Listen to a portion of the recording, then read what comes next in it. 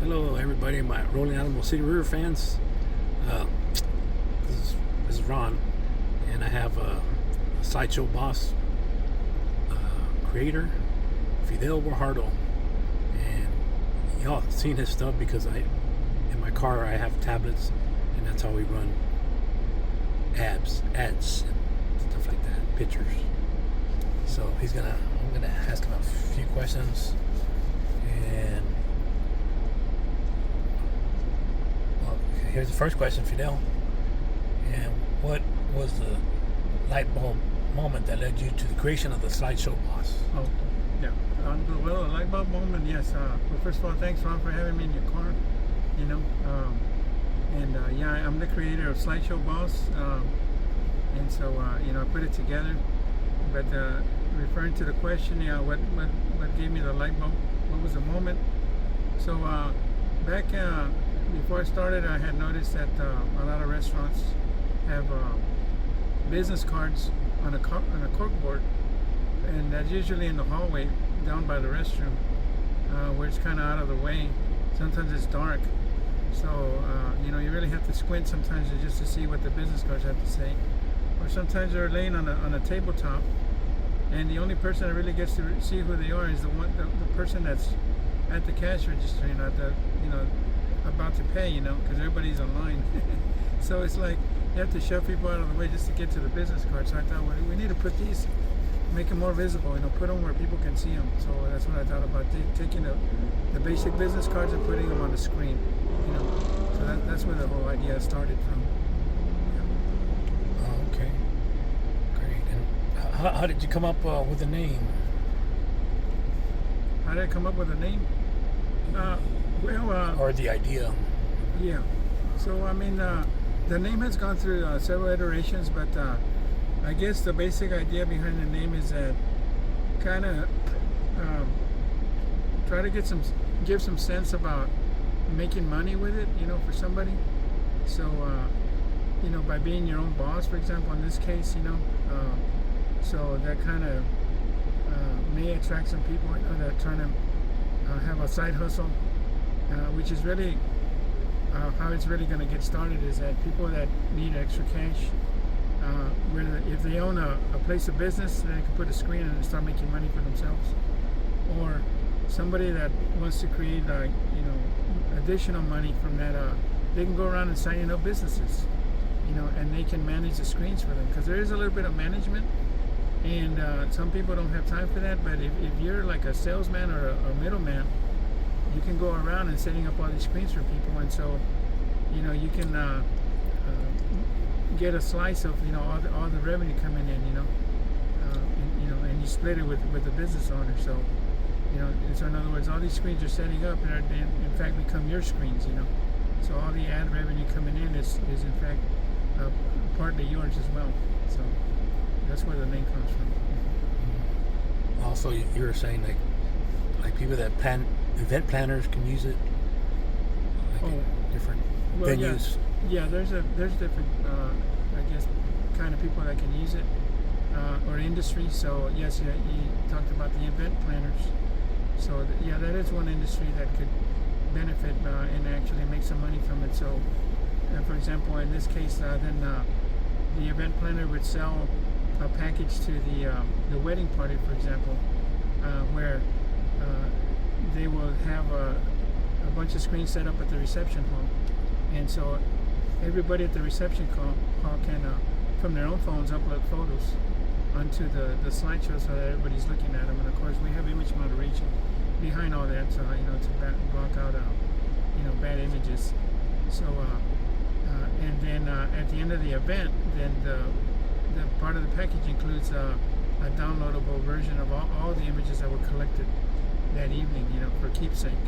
So it would be like a very valuable service, to offer, very attractive to the wedding party, because they do want to keep, memories, from different perspectives, taking pictures, that normally the lone photographer at the event can't capture, It doesn't compare to everybody's using their phone, capturing different scenes, different angles, etc. So those are very valuable to keep. Awesome. Okay, what did the minimum viable product look like when you first launched compared to what you used to see on the platform today? Okay, yeah. So the product, yeah, or the service, yeah, was quite more elementary back then. When I first started it, there was actually no way to upload from your own phone, for example. And you would have to email a photo to the slideshow owner, and then he would have to log in and upload the picture himself. So it was a lot more involved for the screen owner to actually upload pictures, and then on top of that, there was no easy way to collect payment. So now a user from their own phone can visit the site and pick whatever screen they're interested in to upload their own picture, and they upload it, and the screen owner gets a preview of the image through an email notification, and he can approve or reject the image. Upon approval, then the image the person that uploaded the image then gets another email telling them that their image has been approved and to make a payment. And so they can see the going rates that the screen owner has and pays, for example, for the month. And then once that payment is made, then the screen owner receives another email notification. Hey, the payment has been made for 1 month. And then the screen owner then can make that image live for a month, upon which it'll automatically expire. So compared to what we have today, it's quite more advanced now, and it's a lot more convenient, easier to use than back in the old day, where it was just like there's just too much to do for the screen owner, and of course the interface was not as nice either. So we're trying to make it as easy as possible, as user friendly as possible now. Okay, well, that's great. What makes it different than other like advertising platforms? Okay, well, yeah, people do see that there are existing advertisements on TVs. So you visit even Burger King has them. I was sitting there one day, and they got it's not a new concept, and so there's other services out there that are offering advertisements via the television. And most of them are static images. They just one slide after another. Some of them have video, but there's no easy way for an individual to get their image up there. You have to call some kind of corporate person, and you gotta make an appointment with them, for example, and then they have to explain the pricing to you. So the price is kind of hard to understand sometimes, and then maybe it's not as economical for people to upload. And then of course some of the requirements for the images or for the videos, etc., you have to go by their specifications. So our service is a lot easier than that, though. So whatever image you upload, and right now we're just dealing with still images, not video. Eventually we'll offer video, but trying to keep it simple now. So whatever image you upload, whether it's portrait or landscape, it'll self-adjust onto the screen to maximize the size of it on the screen. And then also I'm sorry, I lost my train of thought, but yeah, I'm sorry, what was the question again? Yeah, what makes it different, our service different, from what's out there already. So I mentioned the easy upload of the pictures, but the payment as well. Now we accept any kind of peer-to-peer payment system, whether it's Cash App, Apple Pay, whether it's international. There's different systems around the world, or even cash. And it doesn't have to be in dollar bills. It could be in pesos, whatever monetary units are used across the world. And in fact, whatever the screen owner can accept. And then the other thing that's kind of easy is the screen owner can set his own prices. So a lot of the services that are out there, the pricing is fixed by corporate, and they have their own algorithms for the pricing. What is being charged per ad. The person that actually owns the screen, in our case, sets their own pricing, and they determine what their screens are valued at. And so they can change that at any time, and so that also makes it convenient for the screen owner. And so, and like I said, the screen owner can accept cash in any peer-to-peer payment system, and can keep 100% of the proceeds. So you might want to ask, well, how is the system making money? Well, we envision that we will have a lot of screens around the world, and at that point, then we'll be able to sell advertisement space to bigger advertisers. At which point, then the whole network of screens becomes very valuable. But until that time, though, we're offering everything for free.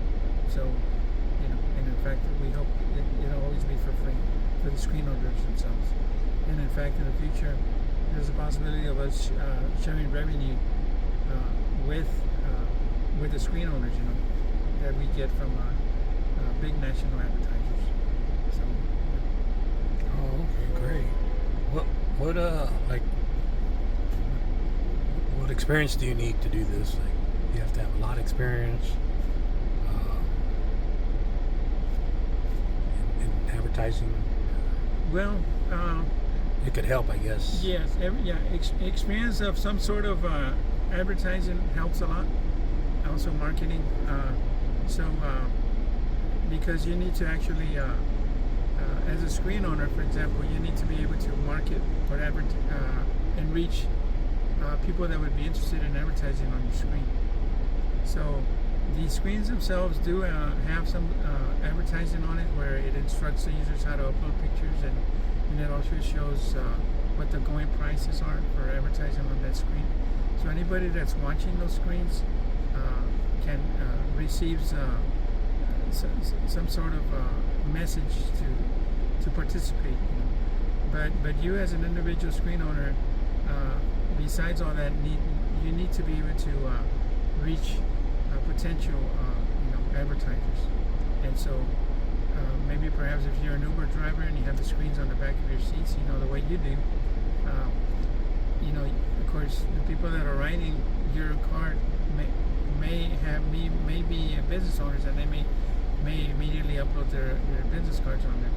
But besides that, when you're going around in your day-to-day, you can talk to, for example, the business owners, restaurant owners, salon owners, etc., any kind of business, and make the pitch to them. Hey, I can put your picture on my screen. So those are the kind of things that if you have experience in pitching and selling, that always helps. But if you don't, it's okay. As long as you can speak, and as long as you can know how to use the internet and your phone, you can set it up real easy. So yeah, no experience really required. From my experience, it's like hands-on training, because that's the way I learn, just through hands-on, just using the app. I've learned a lot over the years. So it can be hands-on training, and you can make some money just by doing hands-on training. So it's great. Yeah, that's a good point. Yeah. If you start using it, at first it may be overwhelming, but you get used to it, and all of a sudden you'll realize, hey, this thing's super easy to use, and I can make some money from it, So, and on top of that, you're not losing money, because it's not costing you anything, other than the price of your tablet or your TV, and your internet service, But you can even run it off your iPhone. Your phone data service, So, yeah. Awesome. Okay. Can you share a major pivot point or mistake? Mistake, pivot point. I guess. There's always things that you notice along the way. Maybe technically, I made some mistakes. Of course, I can't even think what those were, but no really major issues, because I since it's a small company, and I've been adapting as I go. So I might have been a few mistakes along the way, but it's no big deal to me. It's we self-correct, and keep going. So no, I don't see any major mistakes that we've made along the way.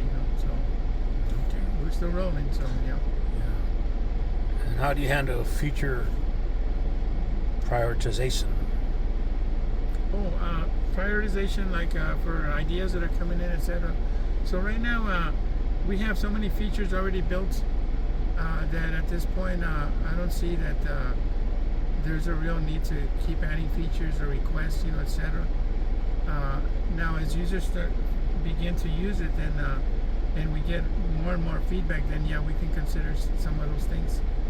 But everything right now, even ideas that I think about, everything's being put on the back burner, until we can prove the features that are already built in, And what may happen is we may have to remove some features, that are not being used. So that might be the first thing before we even start adding more features. Okay. What is the next major milestone on the roadmap for SlideshowBoss? Next 12 to 18 months. Yeah. So I've been thinking a lot about what we're going to do for analytics. So advertisers want to know what the return on investment is. And so we need to provide the tools for them. Right now we have where we track how many times a QR code has been scanned. If you've provided a QR code yourself, or if we've generated one for you, and the system will generate a QR code for you if you provide a destination, which is a website. If you provide that, then our system will automatically generate a QR code and show it on your ad. And so we provide how many total scans that QR code has had for you. We also provide how many times your ad has been shown, in a particular screen. So you can always see those numbers when you log into your dashboard as an advertiser. But beyond that, we need to provide better return on investment information so that the advertisers can know whether their ads are working or not. So that's very important information. So so that will be a major milestone once we provide additional tools for that. Of course, other milestones are integrating AI. We have some integration. I mentioned image moderation, which is one. But I have a few ideas, and I guess at this point I won't talk too much about that. But they will be coming, as soon as I determine that it's a good fit. And so that's all I can talk about for milestones at this point. So. Okay, if you could give one piece of advice to an aspiring software as a service founder looking to enter the competitive market, what would it be? To try different things. You as a small business owner can try different things and be more nimble than the big corporates. Because they have to, whenever they have an idea, they have to put it through, the whole process, of engineering, of approvals, etc. And budgeting, etc. But you as a small business owner, you don't have so much red tape, internal red tape to go through to get something out. So that's one of the advantages. And so I would advise you just to keep trying things, and never give up, because these big corporates, they can't outperform you, and also you can market to your local market better than they can sometimes, because you know what your community better than these corporates, giants. Like if you live in a small town, for example, and you're working on something, well, that has to do with with improving your community. You have a better foresight into what the community needs, and some of the players within the community. So how to bring people together, for example, and to help out, etc. So just tap into your resources locally, and so that'll help you out a lot. All right, great. Thank you very much, Fidel. Yep. Thank you for having me. We'll keep on rolling, and everybody keep it rolling out there.